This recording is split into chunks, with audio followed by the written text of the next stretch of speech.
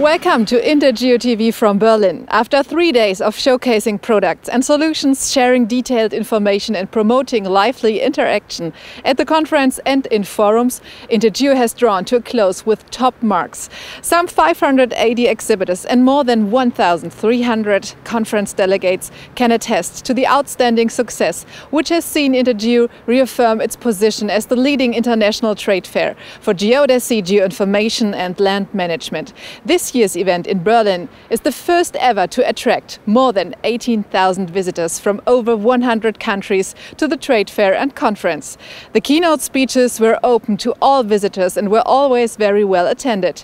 Take, for example, Matthias Bühler's speech on the last morning, from Hollywood blockbusters to historic reconstructions in virtual reality. His keynote was a real inspiration and used Hollywood blockbusters to show just what can be achieved using virtual reality.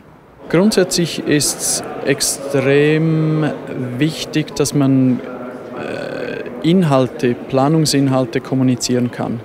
Ich sehe sowohl Virtual Reality wie auch Augmented Reality mehr als ein neues Medium, um immersiver Ideen kommunizieren zu können und vor allem eben nicht nur Fachkollegen, sondern auch Leuten, die von der Technologie nicht wahnsinnig viel wissen und einfach eine intuitive Art und Weise der Kommunikation bevorzugen, respektive einfach das Fachwissen halt nicht haben.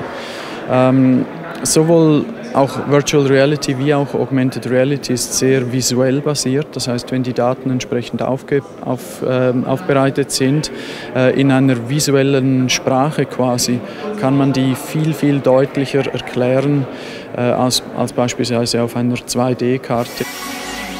Teams at Hafen City University Hamburg are also working intensively on the research and development of virtual reality, as the university's Thomas Kersten explains. Ja, Virtual Reality kommt immer mehr in Mode, würde ich fast sagen. Wir als Geodeten oder Fotogrammeter haben die Möglichkeit, diese Daten oder unsere Daten, die wir erfassen, modellieren, jetzt auch so darzustellen in Virtual Reality. Aber letztendlich ist das nicht ein Thema der Geodäsie, sondern es wird in vielen Bereichen eingesetzt. Im medizinischen Bereich, dass man virtuell Operationssäle konstruiert und einpasst und entsprechend vorbereitet. Im Flugzeugbau, indem man dann beim Umbau von Flugzeugen Sachen testet in Virtual Reality, Reverse Engineering und so weiter und so fort. In cooperation with the European GNSS Agency, the CLGE has launched the 6th edition of the CLGE European Students Contest. The competition is aimed at rewarding young people for their work in various surveying-related areas. The award in the geodesy and topography category was presented to the winner by Mark Concannon, Executive Vice President Sales at Leica Geosystems. I think it's critical, to be quite honest. We have a situation in the industry over time. We've ended up with not as many students as we had 20, 30 years ago.